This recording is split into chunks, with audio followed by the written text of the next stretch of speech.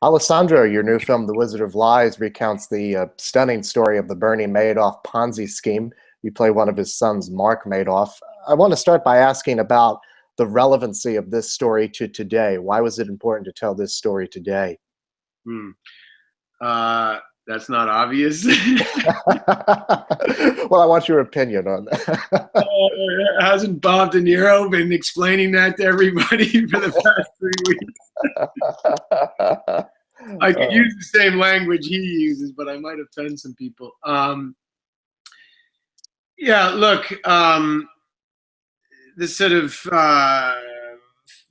way in which the facts are played fast and loose these days couldn't be more apt. The title of the movie kind of says it all, really. I mean, honestly, I'd rather not turn this into a big, political rant, so I'll avoid that. But certainly, there are new standards to, as far as the truth is concerned, and there are, all throughout the history of money and power, people have taken advantage of our natural proclivity to believe what we're told, and occasionally it gets us into trouble. To say the least. It's a really compelling story, and it focuses on not just the legality of it, but also on the effects of the family. So talk a little bit about Mark Madoff and who he is and what your way into the character was. Yeah, well, I knew very little about Mark before taking on this role. I obviously knew about the Ponzi scheme, and you couldn't live in New York and not know about that. But everybody I talked to and talk to now seemed to have an opinion about the sons. Ruth was more prominent, but everybody seems to have an opinion about the sons. Most people think that they were guilty, think that they were in on the whole thing with their dad, and I didn't know about his suicide. I didn't know about Andrew's death from cancer.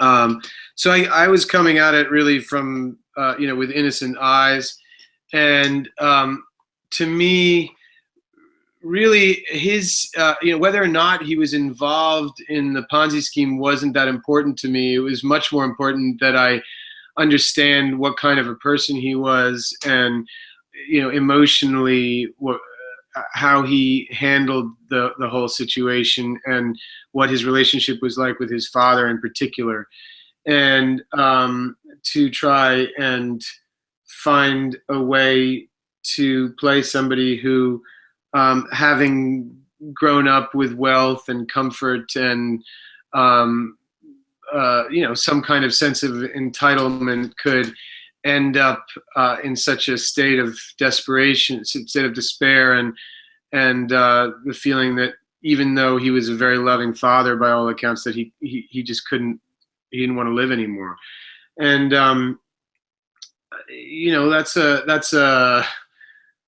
it's a painful journey to take, to try and bore into that psyche. Is difficult and confusing, and as with everything associated with this story, is full of paradoxes. This was a loving family, a very physically affectionate family, and it was also an abusive family. And to try and find a way to have those two things be evident in every moment of the interaction between father and son was really my main objective. As far as my understanding of Mark goes, and my research, I didn't have really that much to go on. There's no video footage of him at all, really. I assume that there would be interviews and things. There are a lot of interviews with Andrew after the Ponzi scheme. But I mean, in fact, after Mark's death, there were a lot of interviews with him talking about Mark and the fault. You know, once Mark died, all bets were off, and people started wanting to talk to Andrew and hear what he had to say about it. Before Mark died, it was so much so much media attention on the family, and such a concerted effort to try and bring them down and to prove legally that they had committed fraud, that I think both Mark and Andrew just buried their heads in the sand. I mean, Mark, of course, was obsessing over what he was reading every day and watching every day in the news, but they certainly were not interested in being public figures in any way. So there was really little to go on in terms of behavioral things that I could have watched on from videos on YouTube or whatever. But I had one little clip that I found on YouTube. I wasn't even sure it was him the first 10 times I watched it, but it was a little video of him fishing on a boat with a couple of friends. Apparently both the brothers really loved fishing, and it was the one kind of refuge, especially after the Ponzi scheme was revealed, from their lives. And he is in this video, he's on the boat, and just all he does, it's about 20 seconds long, and all he does is cast out, and he reels in a fish, and he's kind of humble about it and pulls the fish in and shows everybody and kind of smiles a little bit, and that was about it. I think he criticizes his own cast in the video. And when I first saw it, I just thought, oh God, this is all I got. You know, it seems so little and so little to go on. And the more that I watched it, the more it came to bear out. The more I started noticing that it bore out everything that I'd heard about him, which was that although he'd grown up in this life of privilege, that he'd been made to feel inadequate by his father, and that his father had been somebody who had built his business from nothing, and resented both his sons because they'd had silver spoons in their mouths from an early age that he'd put there, and that, you know, somehow nothing they did really showed the kind of mettle, the kind of balls that he had growing up and having to forge his way out of poverty. And so I think he was made to feel by his father that he just wasn't man enough to run the business the way that he did, and that he would never have the same kind of force of personality, leadership qualities, ability to dig himself out the hard way. And I think that feeling gave Mark a real complex, a feeling of being, that he would never match up to his father, and that he could never be as good as him, that he could never be, have the kind of qualities that his father had to run that business. So as I started to look at all these pictures of him as a young man and with the family and everything, he was a very handsome guy. He was dressed in fancy clothes. He had like a fancy Rolex watch. He had all these things, but he always looked quite sort of, either sort of serious and a little bit sad, or with a kind of forced smile, where he was, like it just looked like he was desperately trying to show how happy he was with his dad and his brother in the offices. And so that, and with this video, started to paint this picture of somebody who had like a really kind of black hole in his heart. And then, of course, the final piece of it was that I kept hearing that after the Ponzi scheme that his wife Stephanie wanted to move away from New York, because obviously New York was just the worst possible place to be for the family. but he didn't want to go because his children from his first wife were living in Connecticut, and he just couldn't bear to be apart from them. And he was just in an awful situation, whether or not he'd taken part in the thing. And that feeling of the world just closing in and that there being no escape from it really provided the impetus to drive him to that kind of point of despair. Very dark stuff. I wonder what Barry Levinson gave you as a director that helped you in your performance. Well, Barry has a couple of rare qualities as a director. The first is that he's really efficient and knows exactly what he wants, and is very kind of direct in the way that he talks and the way that he communicates with everybody, but especially the actors. He doesn't sort of pussyfoot around. He tells you what he thinks about it and what he'd like, and it's very simple in that way. And as a result, the shooting went really quickly. And often we would finish our days before, we would finish shooting everything before the day was done, which I'd never had happen on any movie I've ever been on. And at first, I have to admit, it was kind of unnerving. Like, I thought, this guy, maybe he doesn't give a shit.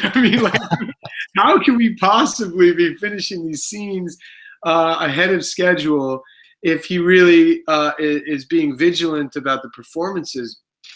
And I was convinced that I was, that we were moving on from scenes before he'd really captured my best work and everything. And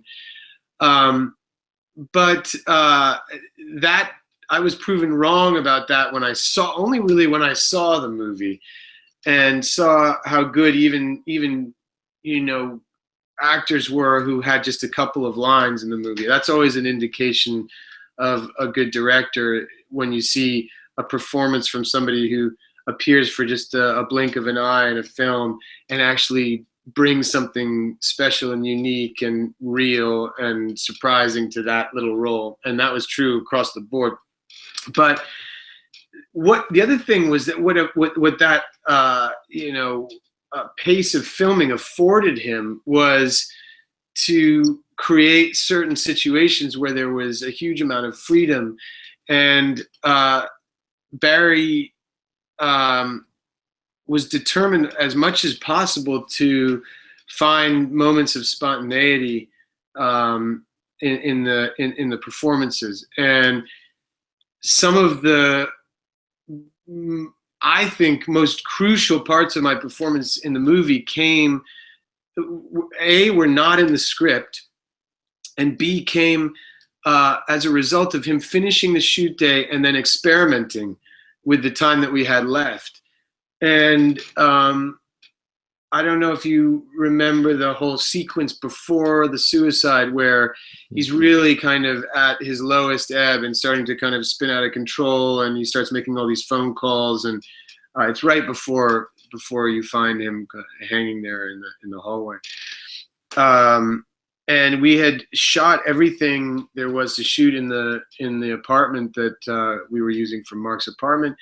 And it was about 3 p.m, and there was nothing left to do. And so we were sitting around going, there's some little element that we're missing that can get the character from, watching those television news programs and feeling angry about it and everything, to really starting to obsess about it in a way that feels psychologically unhinged. And that's still, like, we didn't feel that was there yet, that we didn't have a scene that showed that. And we had both read that at some point in Mark's life, right before the end, that he started making phone calls to his brother and his lawyer relentlessly, and that he called them so many times that they stopped taking his calls and that they would go straight to voicemail. And so he would call and call and call. And we kind of fixated on that together as, a real indication of kind of the onset of some kind of psychological imbalance or madness. I don't know what you want to call it, but whatever it was going to take to get him to string himself up. And and so he said, why don't we set up a camera in the kitchen, and I'll give you an hour, and why don't you just start making phone calls, and I'll just let the camera run. And that's what he did. He put the camera there, and I just started calling and calling and calling. And as it went, it became almost a kind of like, I don't know, like a psychedelic experience where you so rarely have that much time to just explore to have that kind of freedom with a character and with a scene where there were absolutely no parameters at all. And I was just set loose. And so I got to just make these calls, and I some of them were angry and full of rage and disgust, and some of them were incredibly measured and apologetic and logical thinking and careful, and some of them were plaintive and vulnerable, and some of them were desperate, and all those colors came in just from having that space and time to play. And then we started going around the apartment, and I went up to those blinds and started flipping them up and down, and he started filming that, and then just lying around the ground with my computer as if I'd been there for days and hadn't washed, and all of that just became this kind of final montage that really led up to the suicide. And without it, I can't really imagine how the performance would have worked at all. And so much of that was down to Barry's, sense of adventure and willingness to play that way, and in fact, like egging me on to that kind of on the fly sort of spontaneity. Which is the thing that we always are after. And working opposite Robert De Niro as your father, what was that collaboration like? I mean, it was look. I think De Niro is one of the all-time greatest actors. I'd put him in my top 5 greatest actors. Not only I think that all of the sort of comic work that he did as he kind of reinvented himself halfway through his career is as valuable as even some of his greatest dramatic performances. And I'd longed for the opportunity to work with him, and we'd been in American Hustle together, but we didn't have any scenes together, and so it was kind of like, it was heartbreaking. We sort of brushed by each other, and I mean, the only time I'd met him once before, because we'd won a SAG Ensemble Award together, and right. Opportunity to put my arm around him, and I don't think he knew who the hell I was. He got his arm around me.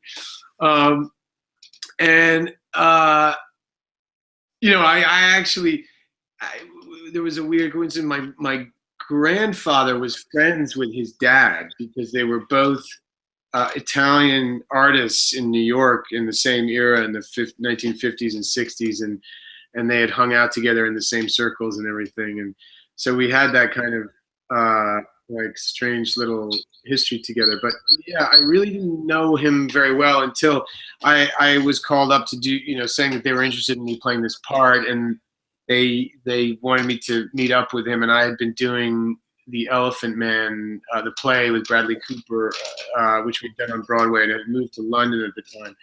And Bob was on a family vacation, and the HBO arranged this kind of meeting for us where I flew in. I was supposed to fly in for a day to have lunch with him, but he was there on this family holiday, and it was a whole weird situation where I came in audition, and his family and closest friends were there, not knowing who the hell this guy was.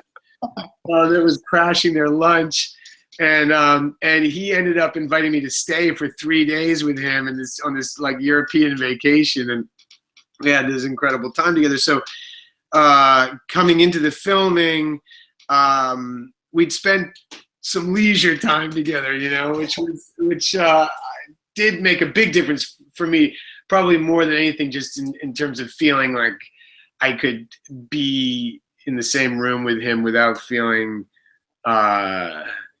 overawed in a way that would prevent me from actually being able to give up. But at the same time, he still retained the kind of power that he has as a, it just emanates off him. He's somebody who, just in social situations, doesn't feel a need to kind of keep conversations rolling in a superficial way, and it gives him this real power and stillness, and he doesn't mind long silences, whereas most people feel the need to fill them. And as an actor, he's the same way, that he allows the camera to come to him rather than reaching out and begging for it. He's never begging for attention. And so, that kind of feeling of, it was very easy for him to step into that role of kind of the pater familias, and it was very easy for me to feel